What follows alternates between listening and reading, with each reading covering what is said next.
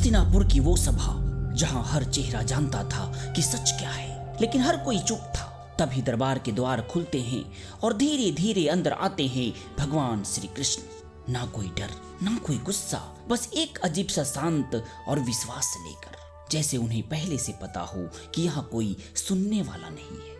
कृष्ण बीच सभा में खड़े होते हैं और बहुत साधारण शब्दों में कहते हैं कि मैं यहाँ युद्ध रोकने आया हूँ।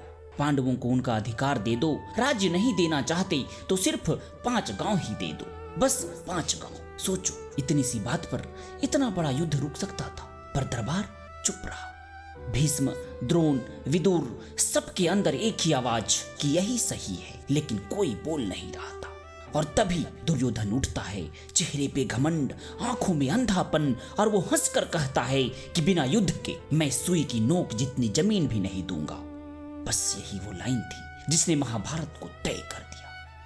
विदुर की नजरें झुक जाती है, भीष्म की मुट्ठी भींच जाती है, लेकिन कृष्ण अब भी शांत है। और वो आखिरी बार फिर से कहते हैं कि दुर्योधन, अभी भी समय है, विनाश को मत चुनो। लेकिन अभी अहंकार सुनने की क्षमता छीन चुका था। दुर्योधन चिल्लाता है, इसे पकड़ लो और कृष्ण को बंदी बना लो। और यही उसकी सबसे बड़ी भूल थी। जैसे ही सैनिक आगे बढ़ते हैं, कृष्ण हल्का सा मुस्कुराते हैं और अगले ही पल पूरा दरबार एक ऐसी रोशनी से भर जाता है जो आंखों से देखी ही नहीं जा सकती। कृष्ण का शरीर अब शरीर नहीं रहा, उनके अंदर पूरा ब्रह्मांड दिखने लगता है।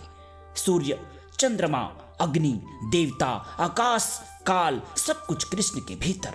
भीष्म तुरंत झुक जाते हैं, विदुर की आंखों से आंसू बहने लगते हैं, लेकिन दुर्योधन फिर भी नहीं समझता।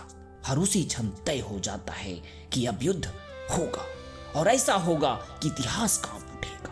और यहीं से एक सीख भी मिलती है कि जिंदगी में भी हमें कई बार संकेत मिलते हैं कि कोई हमें रोक रहा है, कोई समझा रहा है, लेकिन हम क्या करते हैं, ईगो में आकर उसे इग्नोर कर देते हैं। और फिर जब सब खत्म हो जाता है तब समझ आता है कि गलती कहाँ हुई थी। इसलिए कहते हैं कि जब इंसान का यह अहंकार उसकी समझ से बड़ा हो जाता है ना, तो भगवान भी उसे नहीं बचाते, बस उसका अंत देखते।